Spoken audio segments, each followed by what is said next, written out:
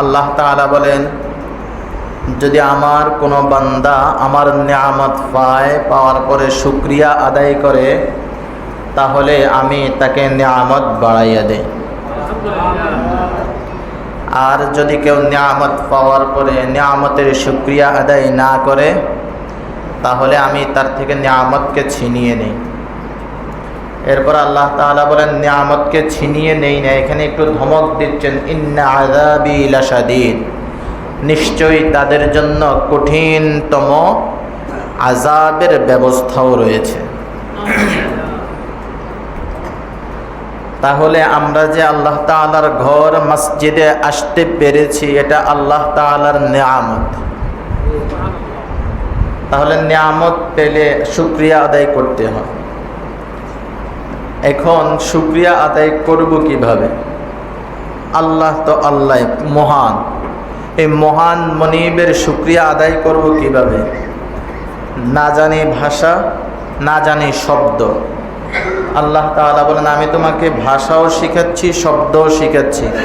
আমার দেওয়া ভাষায়, আমার দেওয়া জবানে, আমার শিখানো শব্দতেই বলো আলহামদুলিল্লাহ। সব কিছুই আল্লাহ তাআলার, শুধু আমি বলবো। আমার বলাটাও যদি প্রশংসার সুরে না হয়, তাহলে এই প্রশংসা না।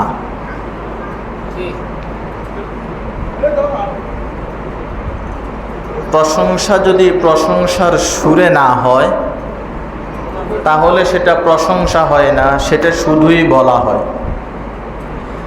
আর মুসলমানের আওয়াজটাও মুসলমানের আওয়াজের মতোই হওয়া চাই।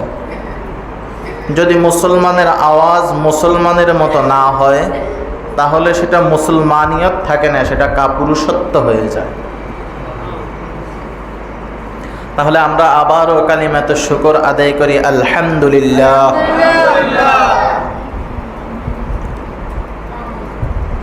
জুমার দিন সময় খুবই সংক্ষেপ।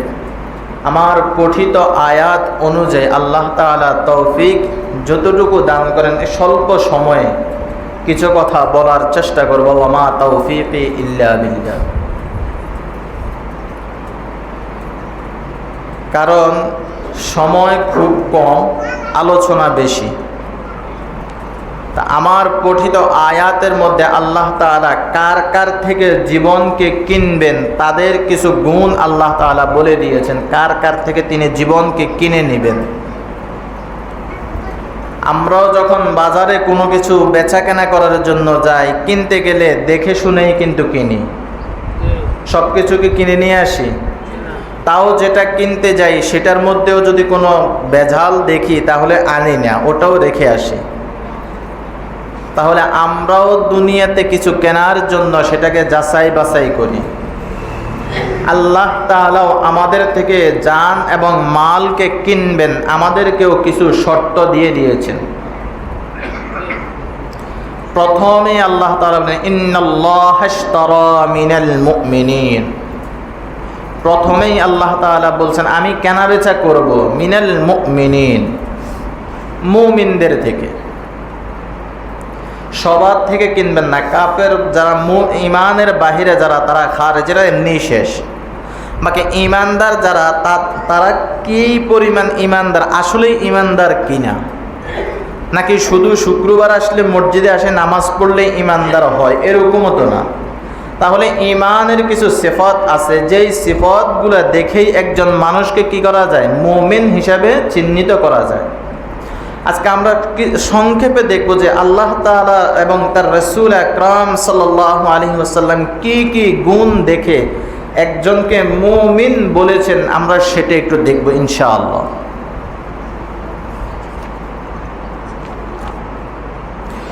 তাহলে আমরা বুঝলাম, তাহলে আমরা এখন আলোচ্য বিষয় হচ্ছে কি, ঈমান কি, মুমিন কে, মুমিন কাকে বলবো।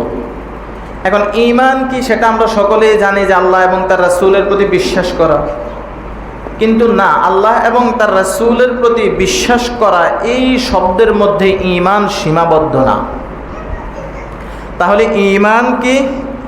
ওয়াহির মাধ্যমে আল্লাহ তাআলা তার রাসূলের কাছে যা কিছু পাঠিয়েছেন, তার সকল কিছুকে আমি সত্যায়ন করা, সজ্ঞানে কি করা? সত্যায়ন করা।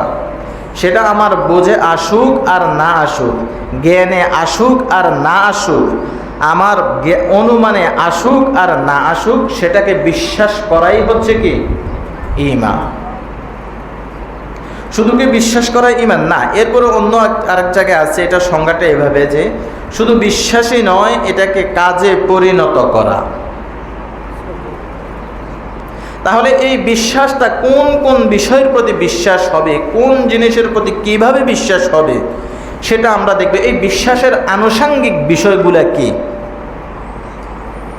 এই বিশ্বাসের আনুষঙ্গিক বিষয়গুলা কি? এর মধ্যে প্রথম নম্বর যে বিষয়টা হচ্ছে সেটা হচ্ছে ঈমানের উপর অবিচলভাবে, দৃঢ়ভাবে বিশ্বাস স্থাপন করা। কি করা? একবারে দৃঢ়ভাবে, এতটাই দৃঢ় যে এটার মধ্যে কোনো প্রকার সন্দেহ, কোনো প্রকার কি নেই, একটুও মনের মধ্যে কোনো দ্বিধাদ্বন্দ্ব থাকবে না। বিশ্বাস হবে একগ্রচিত্তে, এটার মধ্যে কোনো হেরফের থাকতে পারবে না। তাহলে কেমন বিশ্বাস? আল্লাহ তাআলা বলেন, ইন্নামাল মুমিনুনাল্লাযীনা আমানু বিল্লাহি ওয়া রাসূলিহি সুম্মা লাম ইয়ারতাবু ওয়া জাহাদু বিআমওয়ালিহিম ওয়া আনফুসিহিম ফী সাবিলিল্লাহ ওয়া উলাইকা হুমুস সাদিকুন। আল্লাহ তাআলা বলছেন, ইন্নামাল মুমিনুনাল্লাযীনা আমানু বিল্লাহি ওয়া রাসূলিহি, নিশ্চয়ই ওই সমস্ত লোক ঈমানদার। কারা? যারা আল্লাহ এবং তার রাসূলের প্রতি ঈমান আনে, সুম্মা লাম ইয়ারতাবু, এবং তারপরে কোনো বিষয়ের উপর তারা কি করে না? সন্দেহ পোষণ করে না। ওয়াজাহাদু বিআমওয়ালিহিম ওয়া আনফুসিহিম ফী সাবিলিল্লাহ, এরপর তারা কি করে? তাদের জান এবং মাল দিয়ে আল্লাহর রাস্তায় জিহাদ করে। আর তারা হচ্ছে কি? ওয়া উলাইকা হুমুস সাদিকুন, আর তারাই হচ্ছে সত্যবাদী, তারাই হচ্ছে কি? একনিষ্ঠ। তাহলে আমরা এখানে তিনটা জিনিস পেলাম।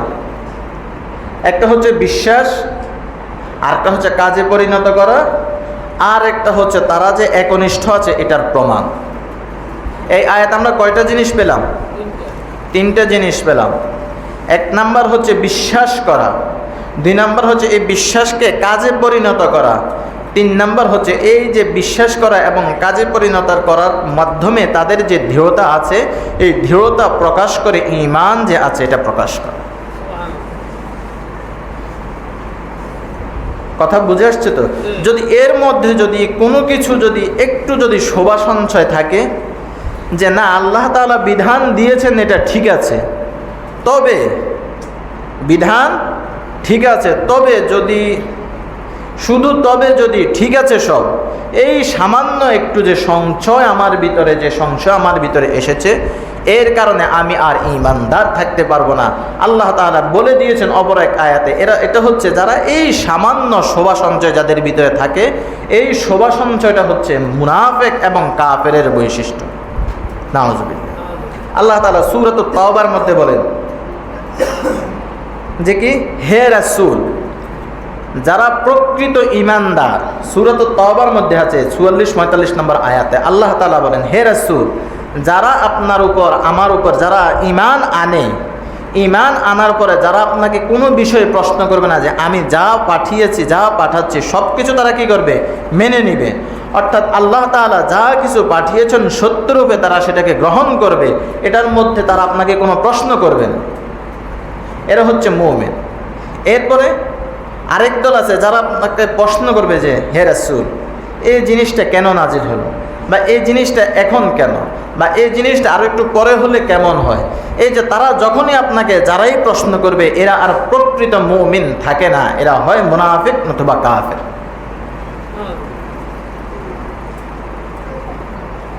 আমার কথা বুঝে আসছে আপনাদের?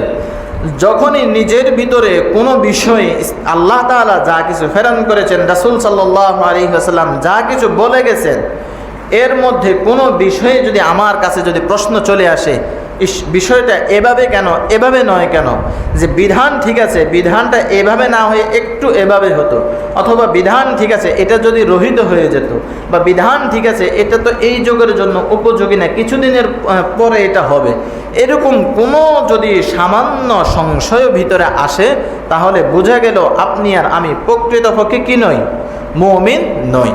তাহলে আল্লাহ তাআলা যাদের থেকে জান এবং মাল কিনবেন, যে মুমিনদের থেকে, তাদের প্রথম নাম্বার কাজ কি হবে, তারা ঈমান আনবে দৃঢ়তার সাথে, তাদের ভিতরে কি থাকবে না, কোনো শোভা সঞ্চয় থাকবে না। এটা হচ্ছে তাদের এক নাম্বার কাজ। এই এক প্রথম গুণের মধ্যে আমাদের সমাজে অভাব আছে কি নাই? কথা বলেন, আছে কি নাই? আপনাদের এই ইসাপুরতে নাই? তাহলে কথা বলেন না যে। তাহলে বোঝা গেল এখনো আমাদের সমাজে কিছু লোক এরকম আছে যে ইসলামকে চাই, তবে রাষ্ট্র ক্ষমতায় নয়। কেন? তারা যদি আসে আমাদের মা বোনরা স্বাধীনতা পাবে না। আছে কি নাই? এখন স্বাধীনতা বলতে আসলে তারা কি বোঝায়? যখনই কেউ এরকম বলে, তাদের কাছে প্রশ্ন যে স্বাধীনতা বলতে আসলে বিষয়টা কি? স্বাধীনতা কি রাস্তায় হাঁটা, এটা কি স্বাধীনতা? তাহলে স্বাধীনতা বলতে আপনারা কি বোঝাচ্ছেন? যে তারা স্বাধীন, অন্য কোনো এক বক্তব্যে আমি শুনেছি এরকমও, যে স্বাধীনতা বলতে তারা এটাই বোঝায় যে নারীদেরকে তারা বের হতে দেবে না ঘর থেকে। এটা আমি যদি আমার মা বোনকে ঘর থেকে বের হতে দিই, তাহলে কি আমার ইজ্জত থাকলো? তাহলে ইজ্জত বুঝবে কে? ছোট্ট একটা কথা, ইজ্জত বুঝবে কে? যে আমার ইজ্জত আছে কি নাই, আমার যে একটা ভাব, এটা আছে কি নাই, সেটা বুঝবো কিভাবে? যার পকেটে টাকা নাই, তার কি রাস্তাঘাটে যত রাত্রেই হাঁটুক চোর ডাকাতের ভয় আছে? কেন নাই? তার পকেটে টাকা নাই। এখন পকেটে যদি কারো টাকা থাকে, তাহলে সে রাত্রে বাইর হওয়ার সময় 6 বার দেখে চারপাশে, এরপরে পকেটে একটা এমনি ধরে রাখে কি না? কেন? তার কাছে টাকা আছে, ভয় আছে। যাদের মধ্যে ঈমানই নেই, তাদের ঈমান যাবে কিভাবে, আসবে কিভাবে? যে তাদের স্বাধীনতা বলতে তারা যেটা বুঝেছে, এটা তারা আসলেই কি বুঝেছে, এটা তারা কি বুঝবে? তাহলে তাদের ভিতরে যে এই একটা শোভা সঞ্চয়, তাহলে বোঝা গেল তারা যতই নামাজের মসজিদের প্রথম কাতারে আসে পড়ুক না কেন, তারা প্রকৃতপক্ষে কি নয়, মুমিন নয়। তাহলে মুমিনের যে দ্বিতীয় নম্বর যে কাজ, সেটা আল্লাহ তাআলা কি বলছেন? যে ঈমানের আনুষঙ্গিক বিষয়ের দ্বিতীয় নম্বর বিষয় হচ্ছে কোনো বিষয় শুধু আল্লাহ ও তার রাসূলের প্রতি আস্থার ভিত্তিতেই মেনে নেওয়া। যে এই বিষয়টা আল্লাহ তাআলা নাজিল করেছেন, এজন্য আমি মেনে নিয়েছি, আমার বুঝে আসুক আর না আসুক। রাসূল বলেছেন, সেটা আমার বুঝে আসুক না আসুক, সেটা আল্লাহ এবং তার রাসূল বলেছেন বিধায় আমাকে মানতে হবে, আমাকে করতে হবে, সোজা হিসাব শেষ। তাহলে এটা কি? এটার বিষয় হচ্ছে এমন যে মুমিনদের অন্যতম একটা গুণ হচ্ছে তারা যখনই কোনো বিষয় শুনবে যে এটা আল্লাহ তাআলার পক্ষ থেকে, তারা বলবে সামি'না ওয়া আতা'না, সামি'না ওয়া আতা'না, শুনছি মানব। এখানে কেন কি কোনো প্রশ্ন থাকবে না। আর মুনাফিকদের এবং কাফিরদের বৈশিষ্ট্য হচ্ছে সামি'না ওয়া আসাইনা, শুনছি মানব, একটু পরে দেখি বিবেচনা করে। কাফের এবং মুনাফিকদের বৈশিষ্ট্য কি? শুনছি, একটু দেখি বিবেচনা করে, ওয়া আসাইনা, একটু বিলম্বে দেখি আসলে বিষয়টাকে একটু অবজার্ভ করে আনি, না আসলে কি, আসলে এটা কি আমার সমাজের জন্য উপযোগী কিনা, ইসলাম আসলে উপকার হবে কিনা, আসলে ইসলাম দিয়ে মানুষের কল্যাণ হবে কিনা, এত চিন্তা করার সময় না। আল্লাহ তাআলা বলেছেন ইসলাম দিয়ে শান্তি, আমি এটা মানছি, এটার উপরেই আমাকে থাকতে হবে এবং এটাকে প্রতিষ্ঠার জন্যই আমাকে কাজ করতে হবে। তাহলে এটার বিকল্প কি নেই, ব্যবস্থা নেই। আল্লাহ তাআলা বলেছেন, রাসূল বলেছেন, এটা আমাকে করতেই হবে। সামি'না ওয়া আতা'না, শুনছি মানব, এখানে আর কোনো প্রশ্ন করার কি নেই, সুযোগ নেই। এরপর আল্লাহ তাআলা বলেন কি, আমান্না বিহি কুল্লুম মিন ইনদি রাব্বিনা, আমি তো ওই সকল বিষয়ের উপর ঈমান এনেছি যে সকল বিষয় আমার প্রভু আমার উপরে নাজিল করেছেন, আমার জন্য বাণী হিসেবে দিয়েছেন। আমার প্রভু আমার জন্য যে কোরআন দিয়েছেন এটাই আমার জন্য সর্বোত্তম ব্যবস্থা, এর বিকল্প কি নেই, এর বিকল্প আমার জন্য কোনো কিছু উপকারী নেই। সেটা আমি বুঝে আসুক আমার না আসুক, সেটা আমার জন্য উপকারী অবশ্যই। কেন? আল্লাহ তাআলা এটাই ইমানদারের সবচেয়ে বড় পরিচয়, সামি'না ওয়া আতা'না, শুনছি তো মানব। আমান্না বিরাব্বিনা, কুল্লুন আমান্না বিরাব্বিনা, আমি প্রত্যেকটা বিষয়ের উপর এমনভাবে ঈমান আনব যার প্রত্যেকটা বিষয় আল্লাহ প্রদত্ত, আমার জন্য আল্লাহ তাআলা নাজিল করেছেন।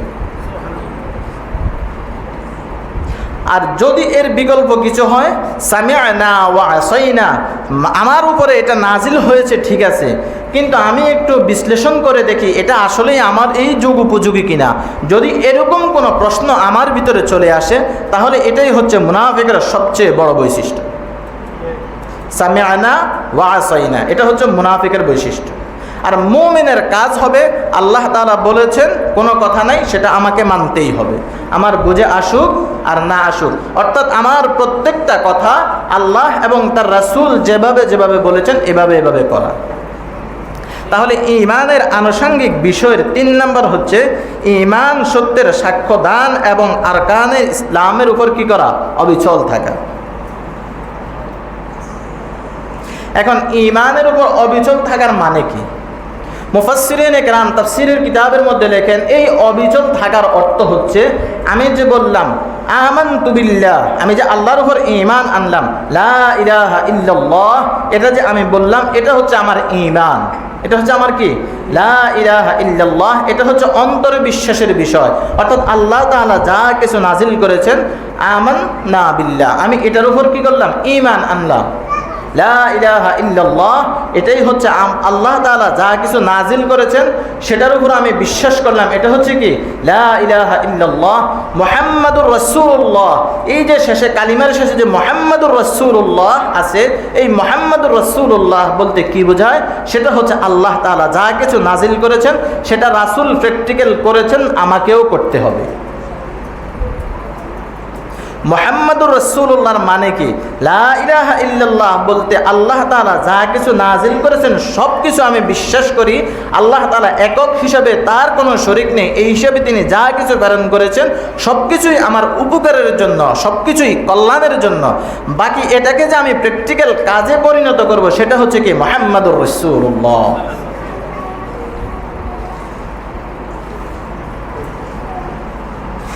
এরপরে যেমন হাদিসে আছে, বুখারী শরীফের হাদিসে আছে, রাসূল সাল্লাল্লাহু আলাইহি ওয়াসাল্লাম বনু বারিয়া গোত্রের যে প্রতিনিধি দল এসেছিল তাদেরকে রাসূল আকরাম সাল্লাল্লাহু আলাইহি ওয়াসাল্লাম প্রশ্ন করেছেন যে ঈমান বিষয়টা কি? ঈমান কি? আল্লাহ তাআলার উপর ঈমান বিষয়টা কি? তখন তারা বলেছে, তারা বলেছে ওয়াল্লাহু ওয়া রাসূলু আ'লাম, আল্লাহ এবং তার রাসূল কি করেন? ভালো জানেন। আসলে ঈমান বলতে কি, আল্লাহর উপর ঈমান বিষয়টা কি, এটা আল্লাহ এবং তার রাসূল ভালো জানেন।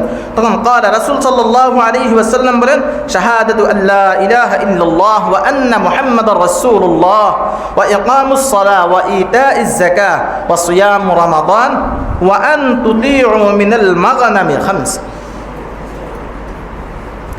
যে লা ইলাহা ইল্লাল্লাহ মুহাম্মাদুর রাসূলুল্লাহ, শাহাদাতি লা ইলাহা ইল্লাল্লাহ ওয়া আন্না মুহাম্মাদুর রাসূলুল্লাহ, এটা বিশ্বাস করা। ঈমানের প্রথম কাজ হচ্ছে আল্লাহ এবং তার রাসূলের উপর কি করা? ঈমান আনা। এরপরে কি? ওয়া ইকামিস সালাহ, নামাজ প্রতিষ্ঠা করা। নামাজ কি করা? প্রতিষ্ঠা করা। এরপর হচ্ছে ওয়া ইতাইজ যাকাত, যাকাত প্রদান করা। এরপরে হচ্ছে কি? রমজানের রোজা রাখা। ওয়া সিয়াম রমাদান। এরপরে হচ্ছে কি? ওয়ায়ুতা মাগনামি খামসান, যে আপনার উপর যে জিজিয়া কর দেওয়া হয়েছে, আপনার উপর যে গনিমতের যে বিষয় আছে, গনিমতের যে 1/5 এই 1/5কে আল্লাহর রাস্তায় দিয়ে দেওয়া, কি? বাইতুল মালে জমা দেওয়া, এটাই হচ্ছে কি? ঈমান। অর্থাৎ আপনাকে যখন, তাহলে ইকামিস সালাহ কেন বললেন? ওয়া ইতাই যাকাত, যাকাত দিয়ে দাও কিন্তু নামাজ প্রতিষ্ঠা করো। নামাজের ক্ষেত্রে আসে কেন নামাজ প্রতিষ্ঠার কথা বললেন? আল্লাহ তাআলা যত বিধানের আছে সব কিছু নিজেকে করার জন্য বলেছেন, কিন্তু যখনই নামাজের কথা বলেছেন তখনই বলেছেন ওয়া ইকামিস সালাহ, নামাজ প্রতিষ্ঠা করো। অর্থাৎ এখানে নামাজ প্রতিষ্ঠা বলতে শুধু নামাজ নয়, নামাজের মধ্যে যত ইবাদত আছে সকল ইবাদতের কি আছে, কিছু না কিছু অংশ আছে। বিদায় আল্লাহ তাআলা নামাজের ক্ষেত্রে প্রত্যেকবারই বলেছেন ওয়া ইকামিস সালাহ, নামাজ কি করো, প্রতিষ্ঠা করো। কারণ নামাজ প্রতিষ্ঠার অর্থটা মুফাসসিরিনে কেরাম কোনো কোনো তাফসীরের কিতাবে লিখেছেন যে নামাজ প্রতিষ্ঠার অর্থ হচ্ছে ইসলামকে প্রতিষ্ঠা করা, দ্বীন ইসলামকে কি করা, প্রতিষ্ঠা করা। এরপর হচ্ছে কি 4 নাম্বার হচ্ছে ঈমান, শরীয়ত এবং উসওয়ায়ে হাসানাকে কি করা, গ্রহণ করা। উসওয়ায়ে হাসানা, লাকাদ কানা লাকুম ফি রাসূলিল্লাহি উসওয়াতুন হাসানা, যে উসওয়ায়ে হাসানা হচ্ছে কি রাসূল আকরাম সাল্লাল্লাহু আলাইহি ওয়াসাল্লামকে তোমাদের জন্য উত্তম আদর্শ রূপে যে আল্লাহ তাআলা দিয়েছেন সেটাকে কি করা, গ্রহণ করা। এখন রাসূল সাল্লাল্লাহু আলাইহি ওয়াসাল্লামকে যদি উত্তম আদর্শ হিসেবে গ্রহণ করি তাহলে রাসূলের পূর্ণাঙ্গ জীবন ব্যবস্থা আমাদের সমাজেও বাস্তবায়ন করা দরকার আছে কি নাই? আল্লাহ তাআলা বলেন কি, ফালা ওয়া রাব্বিকা লা নু'মিনুন্না হাত্তা ইউহাক্কিমু, হে রাসূল তারা ততক্ষণ পর্যন্ত ঈমানদার হতে পারবে না যতক্ষণ পর্যন্ত না তারা আপনাকে হাকিম, বিচারক হিসাবে মানে। তারা ততক্ষণ পর্যন্ত কি হতে পারবে না, প্রকৃত ঈমানদার হতে পারবে না যতক্ষণ পর্যন্ত না তারা আপনাকে কি করে, বিচারক হিসাবে মানে। কিন্তু যদি তারা আপনাকে বিচারক হিসাবে মানে তাহলে তারা মুমিন। এটাই হচ্ছে উসওয়ায়ে হাসানা। অর্থাৎ আপনার জীবনের যত বিধান আছে সকল বিধানকে আপনি রাসূলের তরিকা অনুযায়ী আপনার জীবনে, সমাজে, রাষ্ট্রে বাস্তবায়ন করা, এটাই হচ্ছে উসওয়ায়ে হাসানা। এখন আমাদের সমাজে যখন কোনো জানাজা সামনে আসে তখন কি বলে যে না, ইমাম সাহেবের অনুমতি ছাড়া কি করা যাবে না, পড়া যাবে না। শুধু জানাজার ক্ষেত্রে ইমামের অনুমতি লাগে, কিন্তু কোনো বিচারের ক্ষেত্রে, রাষ্ট্র পরিচালনার ক্ষেত্রে ইমামের অনুমতির দরকার আছে না নাই? শুধু জানাজার জন্য ইমামের অনুমতি? তাহলে বোঝা গেল নামাজের ক্ষেত্রে যেরকম ইমামের অনুমতির প্রয়োজন, রাষ্ট্র পরিচালনার জন্য একজন ইমামের কি প্রয়োজন। আর এই ইমামটা হচ্ছেন তিনি মুহাম্মাদুর রাসূলুল্লাহ সাল্লাল্লাহু আলাইহি ওয়াসাল্লাম। এই কারণেই আল্লাহ তাআলা বলেছেন লাকাদ কানা লাকুম ফি রাসূলিল্লাহি উসওয়াতুন হাসানা, যে রাসূলের মধ্যেই তোমাদের জন্য সর্বোত্তম কি আছে, আদর্শ বিদ্যমান আছে। যে রাসূলের প্রত্যেকটা কথাই তোমাদের জন্য আদর্শ। রাসূল রাষ্ট্র কিভাবে পরিচালনা করেছেন, রাসূল সমাজ কিভাবে পরিচালনা করেছেন, রাসূল ঘর কিভাবে পরিচালনা করেছেন, এর প্রত্যেকটা বিষয় তোমার জন্য, তোমাকে আদর্শ হিসাবে গ্রহণ করাই হচ্ছে উসওয়ায়ে হাসানাকে গ্রহণ করা। আর এটাই হচ্ছে ঈমানের আনুষঙ্গিক বিষয়ের অন্যতম শ্রেষ্ঠ বিষয়। আর এই বিষয়গুলো, এই 5টা বিষয়ের যদি কোনো একটা বিষয়ে যদি আমার মধ্যে কমতি থাকে তাহলে আমি প্রকৃত ঈমানদার না। তাহলে যে আল্লাহ তাআলা বলেছেন ইন্নাল্লাহা ইশতারা মিনাল মুমিনিন, আল্লাহ তাআলা মুমিনদের থেকে জীবনকে কিনবেন। আল্লাহ তাআলা যে মুমিনদের সাথে কেনাবেচা করবেন, যে মুমিনদের যে 5টা সিফাত এখন আমি বললাম, যে 5টা বিষয় বললাম আনুষঙ্গিক বিষয়, এই 5টা বিষয়ের কোনো একটা বিষয় যদি কারোর মধ্যে কমতি থাকে তাহলে তার থেকে আল্লাহ তাআলা কি করবেন না, জীবন কিনবেন না। তাহলে কার থেকে আল্লাহ তাআলা জীবন কিনবেন? যার ঈমান আছে। এখন ঈমান আছে কার? যার ভিতরে এই 5টা গুণ আছে। এখন চিন্তা করে দেখেন তো, যে আপনার আমার ভিতরে এই 5টা আনুষঙ্গিক বিষয়ের যদি কোনো একটার মধ্যে কমতি থাকে তাহলে আপনি আর আমি প্রকৃত মুমিন না। তাহলে আলোচনার বিষয় হচ্ছে ইন্নাল্লাহা ইশতারা মিনাল মুমিনিনা আনফুসাহুম ওয়া আমওয়ালাহুম বিআন্না লাহুমুল জান্নাহ, আল্লাহ তাআলার সাথে আমি কেনাবেচা করব, আমার জান এবং মাল আল্লাহ তাআলাকে দিব, তিনি আমাকে একটা দ্রব্য দিবেন। সেই দ্রব্যটা কি? সেটা হচ্ছে জান্নাত। তবে শর্ত দিয়ে দিয়েছেন ইন্নাল্লাহা ইশতারা মিনাল মুমিনিন, শুধুই তিনি মুমিনদের থেকে এই জান এবং মালকে কিনবেন। তাহলে আমরা ঈমানের পরিচয় পেলাম। এখন আমরা আলোচনায় যাই। তাহলে আল্লাহ তাআলা যে ইন্নাল্লাহা আশতারা মিনাল মুমিনিনা আনফুসাহুম ওয়া আমওয়ালাহুম বিআন্না লাহুমুল জান্নাহ, মুমিনদের থেকে যে জান এবং মাল কিনে নিয়েছেন জান্নাতের বিনিময়, তাহলে সেই জান এবং মাল এখনো আমার কাছে কেন? আমরা তো আল্লাহ তাআলার সাথে জান এবং মাল বেচা কিনা করে ফেলেছি, তাই না? কেউ কি এখনো বাকি রেখেছেন? যদি আল্লাহ তাআলার সাথে জান এবং মালকে বেচা কিনাই হয়ে যায়, তাহলে এখনো আমার কাছে কেন? আল্লাহ তাআলা আমার কাছে দিয়ে দিয়েছেন, এখন তোমার কাছে রাখো, যখন যেখানে যেভাবে আমার জন্য প্রয়োজন হয় তখন সেভাবে সেখানে আমার জন্য দিয়ে দিবা। জান এবং মাল কার? আল্লাহ তাআলার। আমি বেচে ফেলেছি এটা, এখন এটা আল্লাহ তাআলার। তাহলে এটা আল্লাহ তাআলা আমার কাছে আবার দিয়েছেন কেন?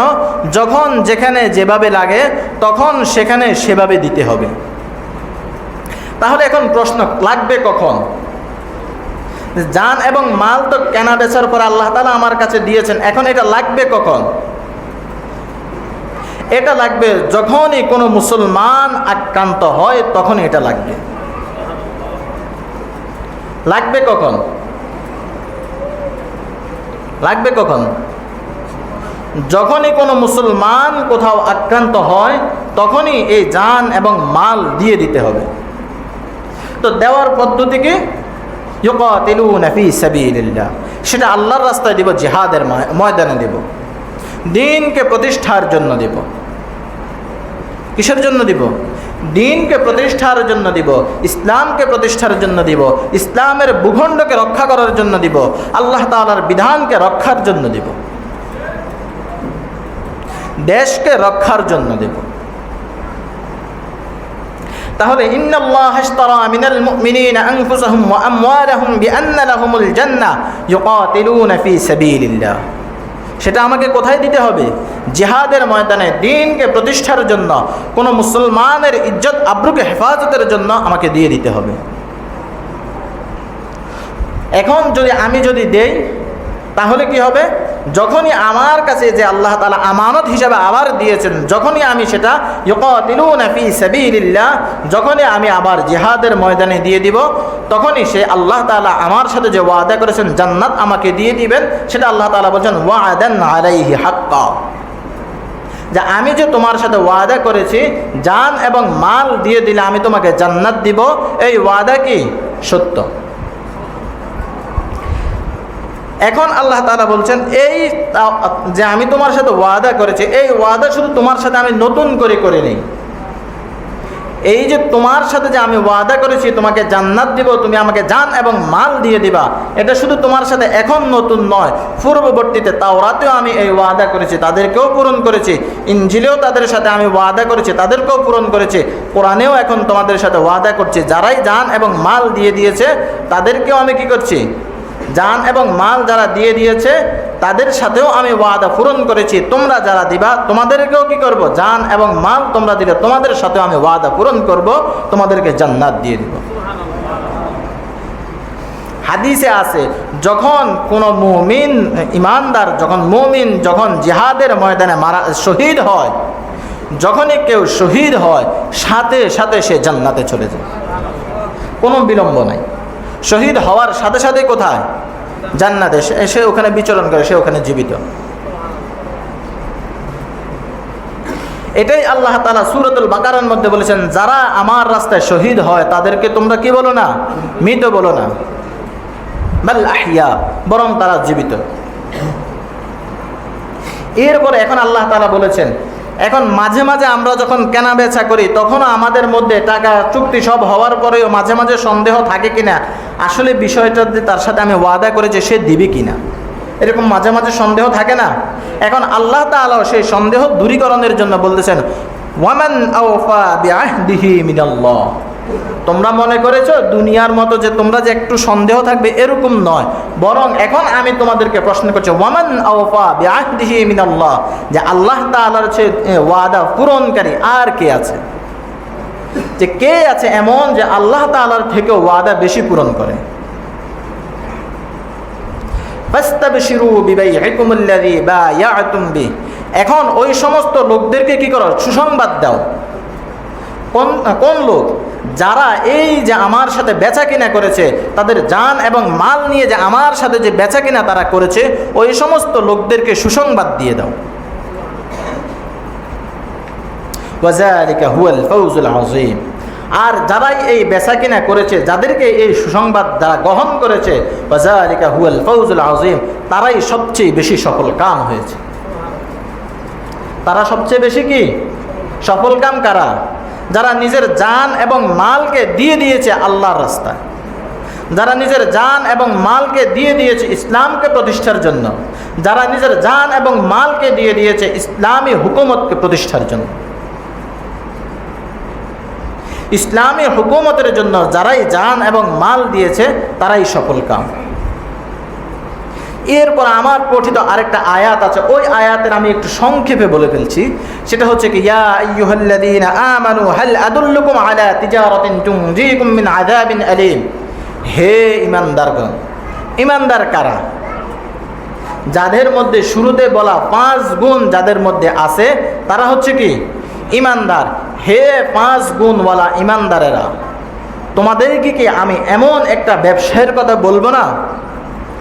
তুনজিকুম মিন আযাবিন আলীম, যেটা তোমাদেরকে সরাসরি জাহান্নামের আযাব থেকে তোমাদেরকে রক্ষা করবে।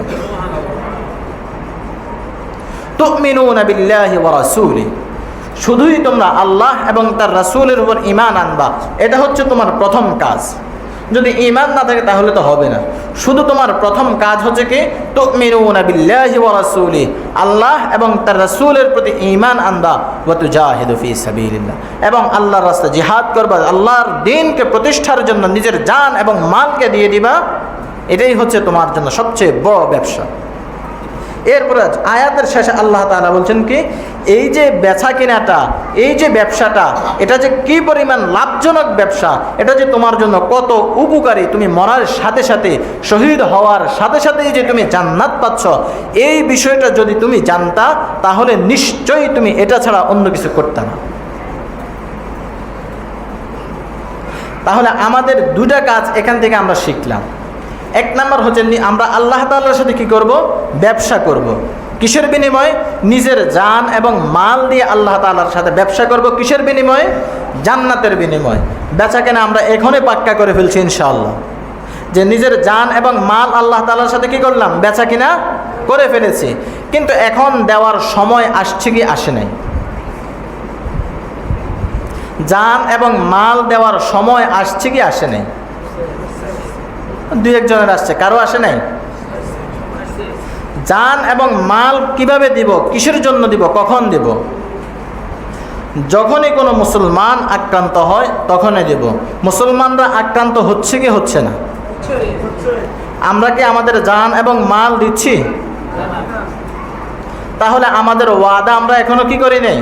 পরিপূর্ণ করি নাই। এরপরে দ্বিতীয় নম্বর, আমরা জান এবং মাল কখন দিব? আল্লাহ তাআলার বিধান, আল্লাহ তাআলার হুকুমতকে কায়েম করার জন্য দিব। আল্লাহ তাআলার বিধানকে, হুকুমতকে কায়েম করার সময় আসছে কি আসে নাই? কথা বলেন না, আসছে কি আসে নাই? তাহলে আমরা কি আমাদের জান এবং মালকে আল্লাহর হুকুমত কায়েমের যে রাজ কায়েমের, আল্লাহ তাআলার রাজ কায়েমের যে আন্দোলন আছে সেখানে কি আমরা দিচ্ছি কি দিচ্ছি না? আমরা তো আছি এখনো সেই তন্ত্রমন্ত্রের পিছনেই আছে কি না? আমরা এখনো সেই তন্ত্রমন্ত্রের পিছনে ছুটছি না। তাহলে যে আল্লাহ তাআলার সাথে যা আমি ওয়াদা করলাম, তাহলে এই ওয়াদা আমি রক্ষা করব কবে? আর আল্লাহ তাআলা বলছেন এটাই হচ্ছে সবচেয়ে বড় বিজয়। আর কেউ যদি বিজয় অর্জন করতে না পারে তাহলে তো সে জান্নাত পাবে না। যে আল্লাহ তাআলার হুকুমত কায়েম করার জন্য যে আমি আল্লাহ তাআলার সাথে ওয়াদা করেছি, সে ওয়াদা আমি কবে পূরণ করব? আর এই আল্লাহ তাআলার সাথে যে ওয়াদা করেছে, এই ওয়াদা রক্ষা করার জন্য যখনই কেউ কথা বলে তখনই সে জঙ্গি হয়ে যায়। বিগত সালগুলোতে আমরা দেখেছি।